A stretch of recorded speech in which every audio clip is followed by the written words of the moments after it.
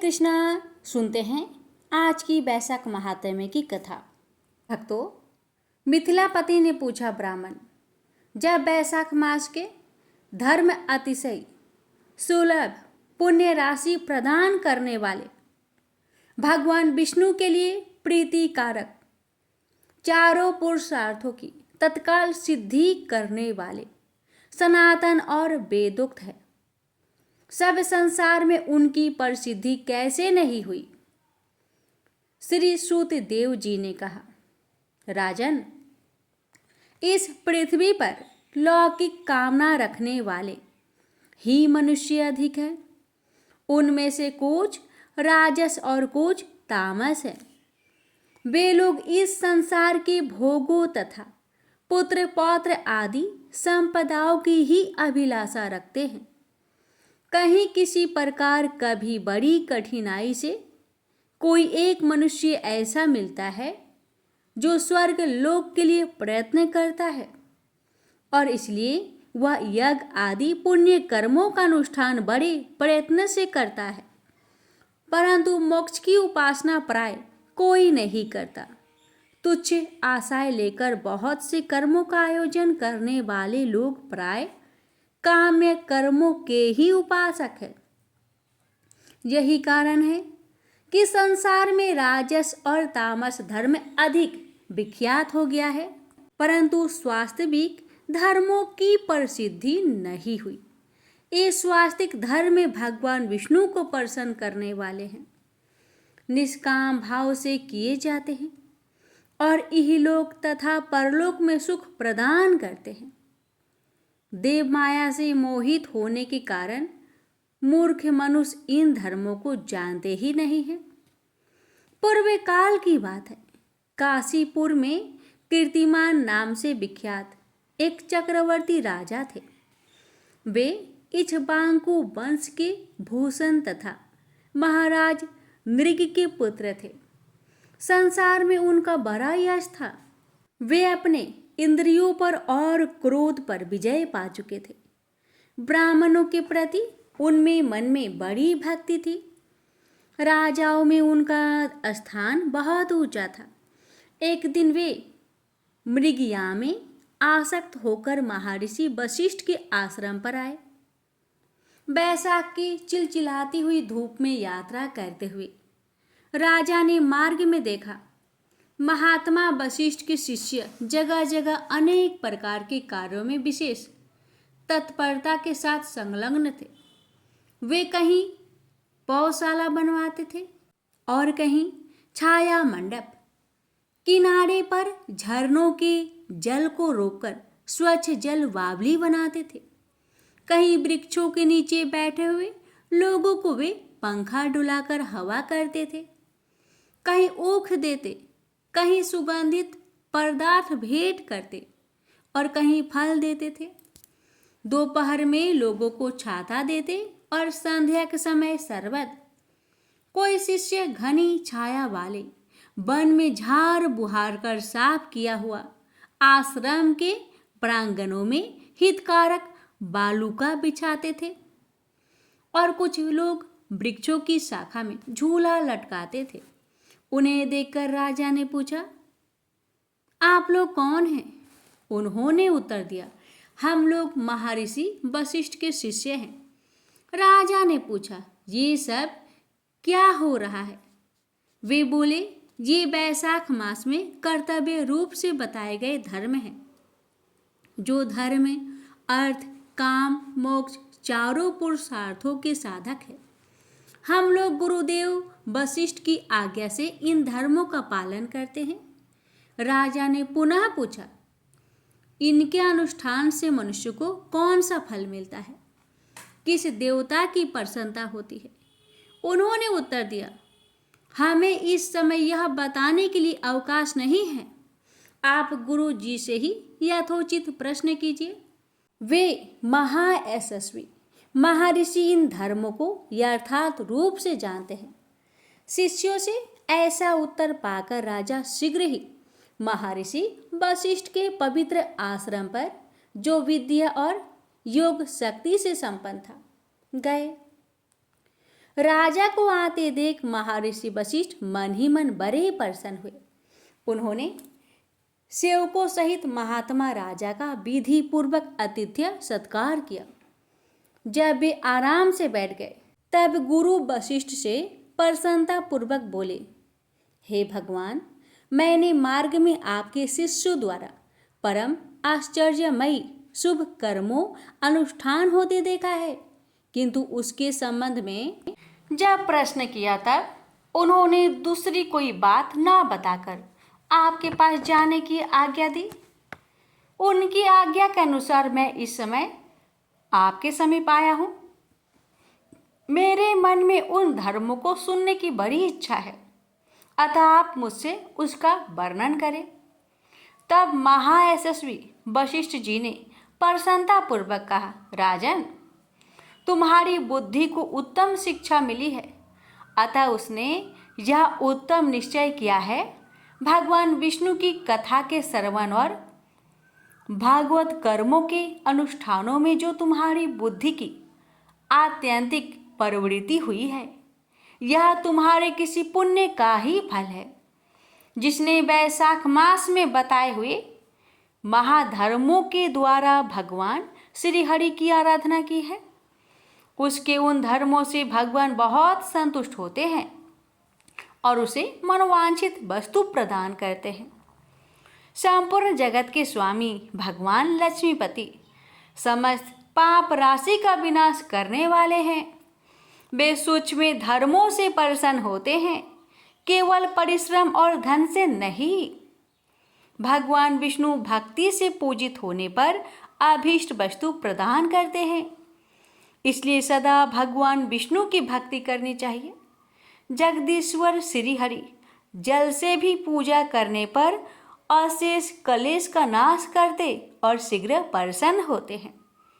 वैशाख मास में बताए हुए ये धर्म थोड़े से परिश्रम द्वारा साध्य होने पर श्री भगवान विष्णु के लिए प्रीतिकारक एवं शुभ होने के कारण अधिक व्यास से सिद्ध होने वाला बड़े बड़े यज्ञ आदि कर्मों का भी तिरस्कार करने वाले हैं।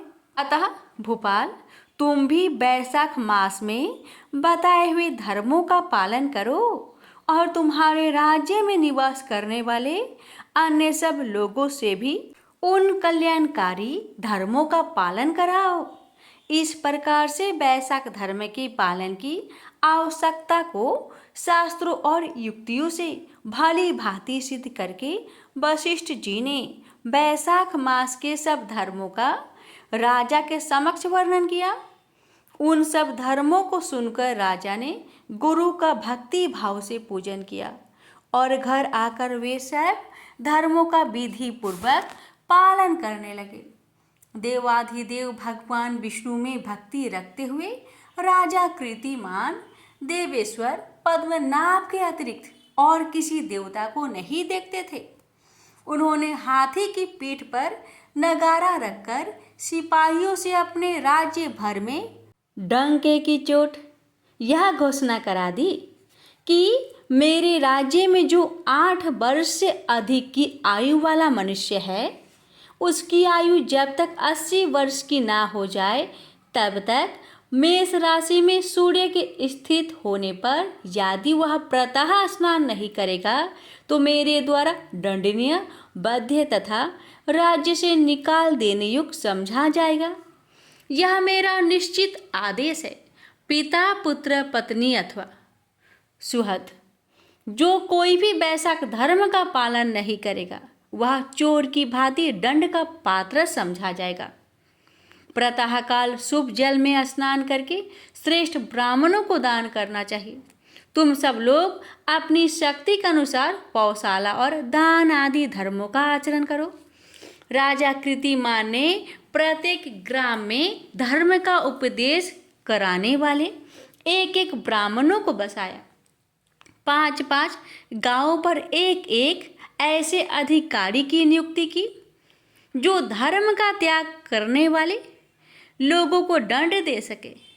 उस अधिकारी की सेवा में 10-10 घुड़सवार रहते थे।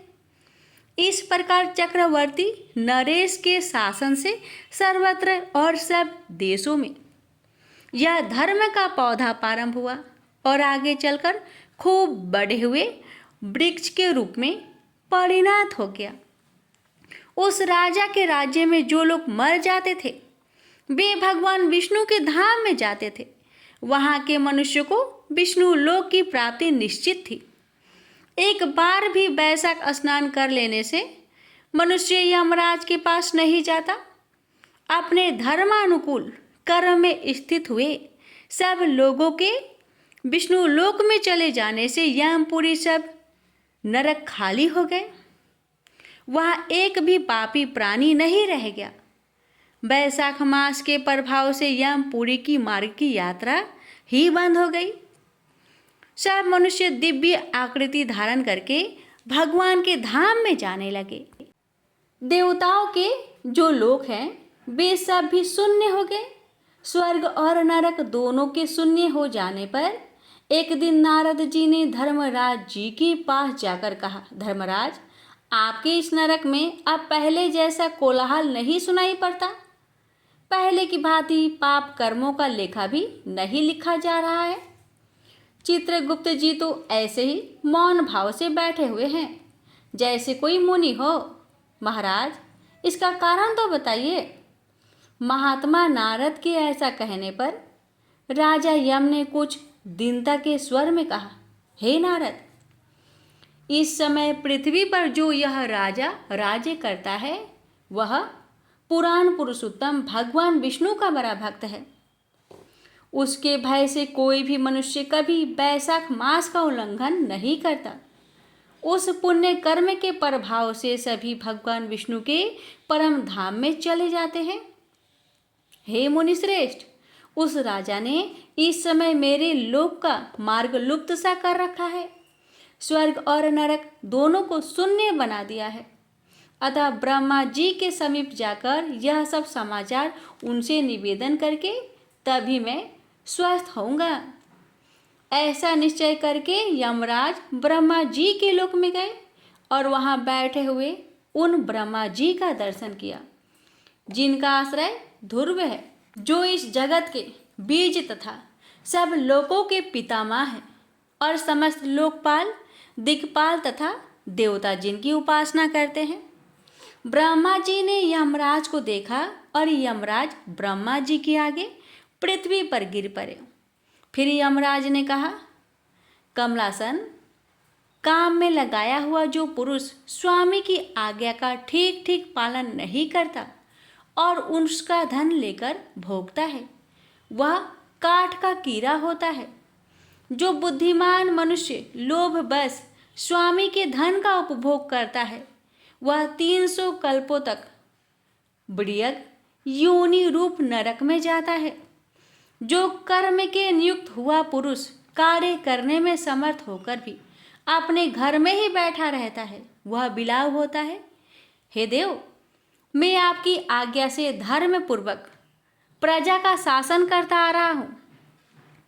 मैं अब तक मुनियों और धर्म शास्त्रों के कथा अनुसार पुण्य आत्मा को पुण्य के फल से और पाप आत्मा को पाप के फल से संयुक्त किया करता था, परंतु अब आपकी आज्ञा का पालन करने में असमर्थ हो गया हूँ।